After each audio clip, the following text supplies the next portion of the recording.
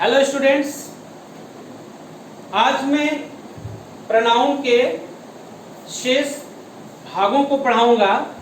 जैसा कि मैंने आपको पिछले वीडियो में कहा था कि चूंकि प्रोनाउन का चैप्टर थोड़ा सा लेंथी है, इसलिए एक वीडियो में पूरा दे पाना मुश्किल है। उसी कारण से आज दूसरी वीडियो में आपको प्रोनाउन के विषय में देने जा रहा हूं।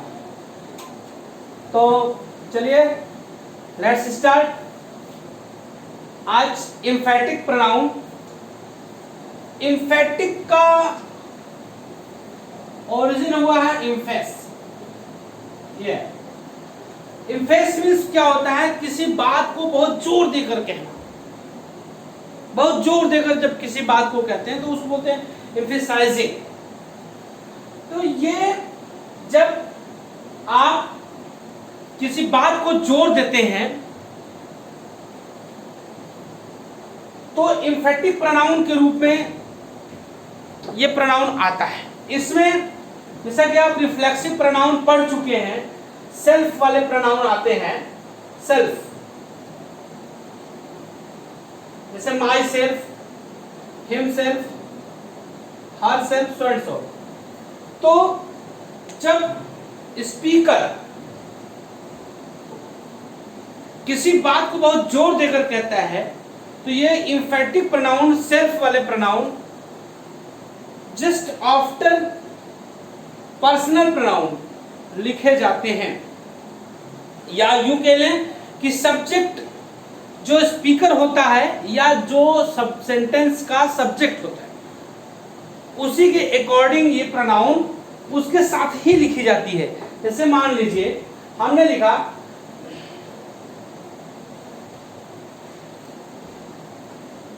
I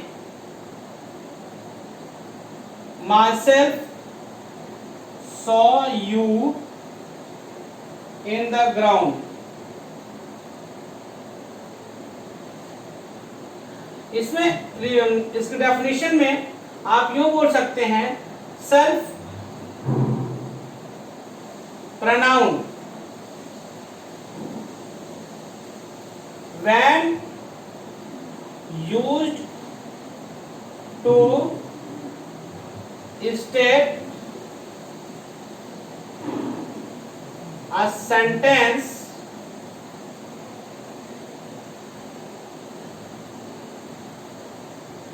forcefully या emphatically। emphatically थोड़ा प्रॉपर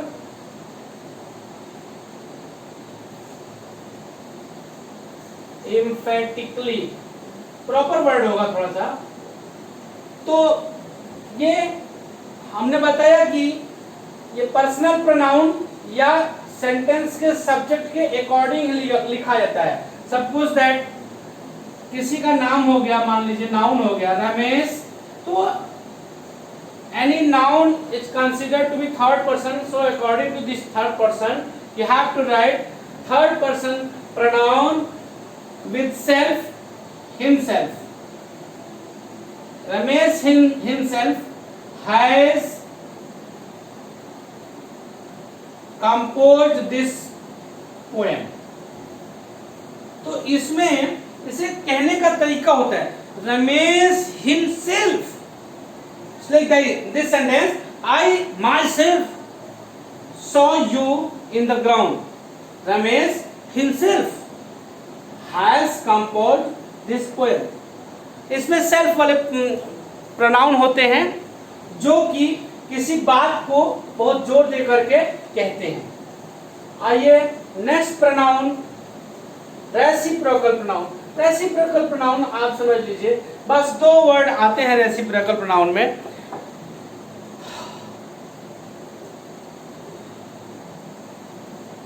रेसिप्रोकल में बस दो आते हैं, वो दोनों हैं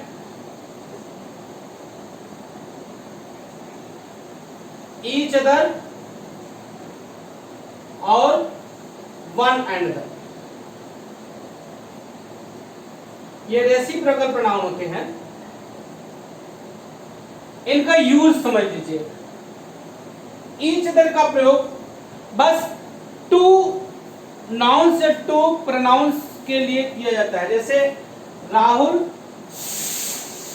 and Mohan help each other. Okay, यहां पे हमने देखा कितने लोग हैं, राहुल और मोहन, दो लोग। तो दो लोगों के लिए ईच अदर का यूज किया जाता है। जैसे I and you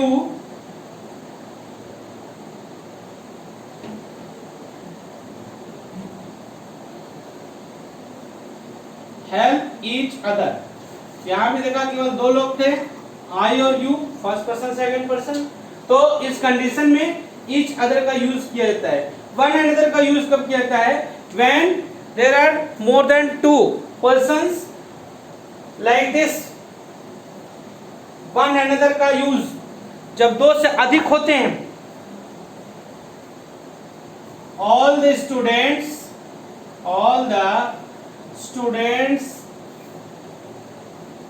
of my class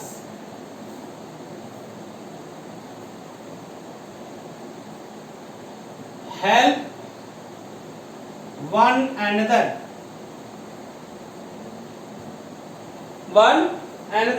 all the students। जाहिर सी बात है क्लास में दो से अधिक स्टूडेंट्स होंगे ही होंगे। तो इसलिए इस कंडीशन में if they are more than two, in that condition you have to use one another। when there are only two persons, either noun or pronoun, you have to use each other। when there are more than two, use one another, एक दूसरे का।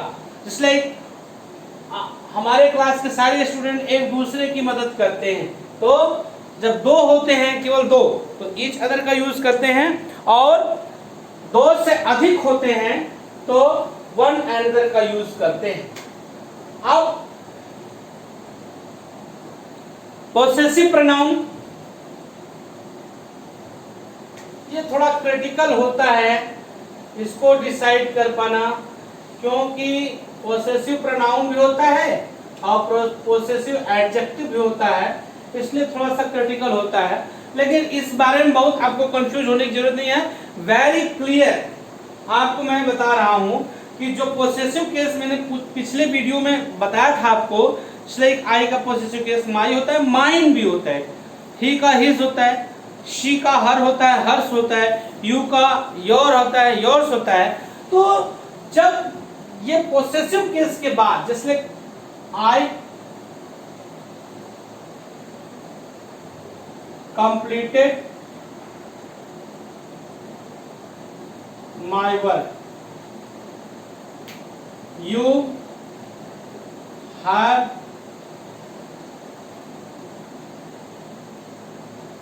Done your work. यहां पे देखें कि possessive case के बाद noun, जैसे she is reading her book.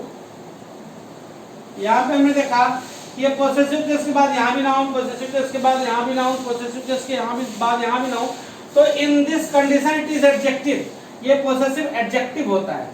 जब पोसेसिव केस के बाद नाउन आ जाए तो समझ लो पोसेसिव एडजेक्टिव है। पोसेसिव प्रोनाउन कब होता है? कि when noun is not written after possessive case, like this.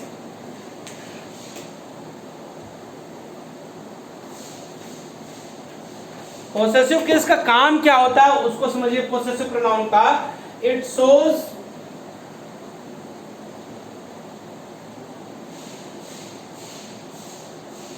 possession with someone or something, with someone or something।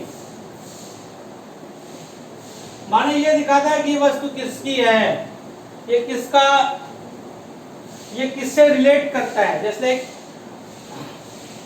This book is mine. यहां पे देखें इस पोसेसिव केस के बाद कोई नाउन नहीं आया। जब पोसेसिव केस के बाद कोई नाउन ना आए तो समझ लीजिए कि दिस इज पोसेसिव प्रोनाउन। अगर नाउन आए तो पोसेसिव एडजेक्टिव होता है। जैसे हमने जो सेंटेंस लिखा है, इसी सेंटेंस को in this way we can write in this way, this is my book, my book. Here my के बाद बुक हो गया, then this is possessive adjective, this is possessive adjective, but here noun is not followed by this possessive case, so this is possessive pronoun, possessive pronoun. Clear? Okay. Now one pronoun more.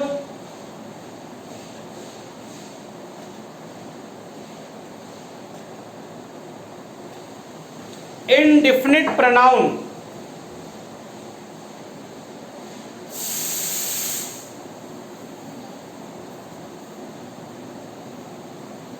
Indefinite pronoun means, आप इसका अर्थ समझिए अनिश्चित, माने ये किसी एक निश्चित व्यक्ति के बारे में नहीं करता बात, इसलिए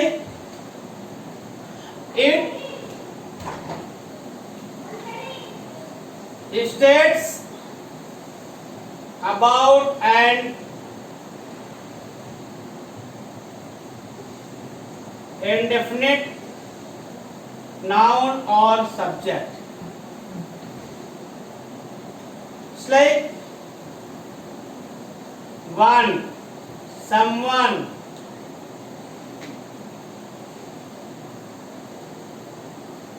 each, every, none, nobody, like this. ये किसी एक विशेष व्यक्ति के बारे में बात नहीं कर, जैसे someone has stolen my purse, माने किसी ने मेरा पर्स आप किस चुरा लिया, तो किसके बारे में बात कर रहे हैं ये तो निश्चित नहीं है, this is indefinite. Clear? Okay. हाँ, एक बात मैं आपको इसमें बताना चाहूंगा कि पोसेसिव केस जो है प्रोनाउन के अनुसार ही लिखा जाना चाहिए जो उसका सब्जेक्ट बन रहा है. जैसे one must keep one's word. जैसा कि अभी आपने पोसेसिव प्रोनाउन पढ़ा, पोसेसिव प्रोनाउन अपना का भी सेंस देता है, पोसेसिव प्रोनाउन या पोसेसिव एडजेक्टिव दोनों. लाइक मैं अपनी किताब पढ़ रहा हूं तो I am reading my book, यहाँ पे ऑल्दो माई जो है पोसेसिव एडजेक्टिव है, अपना का सेंस देता है. यहाँ पे हम ये बताने के लिए आपको पॉज किए हैं, रुके हैं कि ये जो इंडेफिनिट प्रोनाउन होता है वन के साथ हिज का लिखना गलत होता है, क्योंकि अक्सर स्टूडेंट्स यूज कर देते हैं, वन के साथ हिज का यूज कर देते हैं. ऐसे कंडीशन में ये एक बहुत बड़ी फॉल्ट हो जाती है, मिस्टेक हो जाता है, ये एक गलत सेंटेंस हो जाता है वन के साथ हिज लिख पाना. तो वन के साथ हिज ना लिखें बल्कि उसके साथ वंस का प्रयोग करें. So pronoun is over now, that's all. Thank you, good bye.